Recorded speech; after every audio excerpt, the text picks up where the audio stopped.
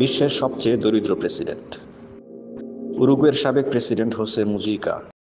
বিশ্বজুড়ে তিনি পরিচিত ছিলেন তার সরল জীবনধারার জন্য। প্রেসিডেন্ট থাকার সময়ও তিনি বিলাসবহুল প্রাসাদ ছেড়ে ফুল চাষের খামারে থাকতেন।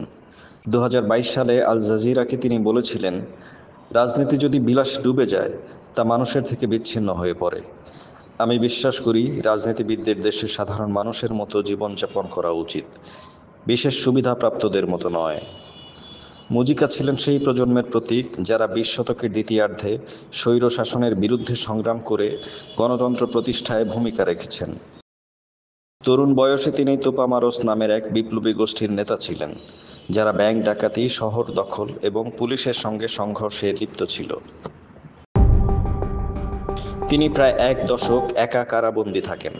1973 সালে সেনা অভ্যুত্থানের মাধ্যমে উরুগুয়ে এক বর্বর সামরিক শাসনের অধীনে চলে যায়, যেখানে গুম, নির্যাতন সহ নানা মানবাধিকার লঙ্ঘন সংঘটিত হয়। তবে 1985 সালে গণতন্ত্রে উত্তরণ ঘটলে মুজিকা সহ অন্যান্য বিদ্রোহীরা সাধারণ ক্ষমায় মুক্তি পান। এরপর তিনি রাজনীতিতে সক্রিয় হন।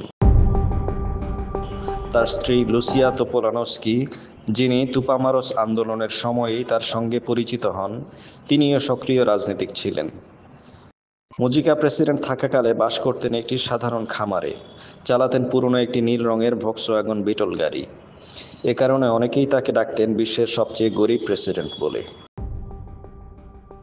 তিনি বলেছিলেন, আমরা একজন প্রেসিডেন্ট নির্বাচন করি আর যেন রাজা নির্বাচন করি, লাল গালিচা, প্রাসাদ, রাজকীয় আচরণ।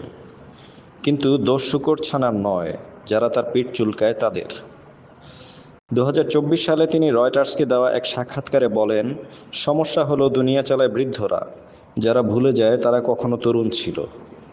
14 মে 2025 এই দরিদ্র সাবেক প্রেসিডেন্ট মারা যান।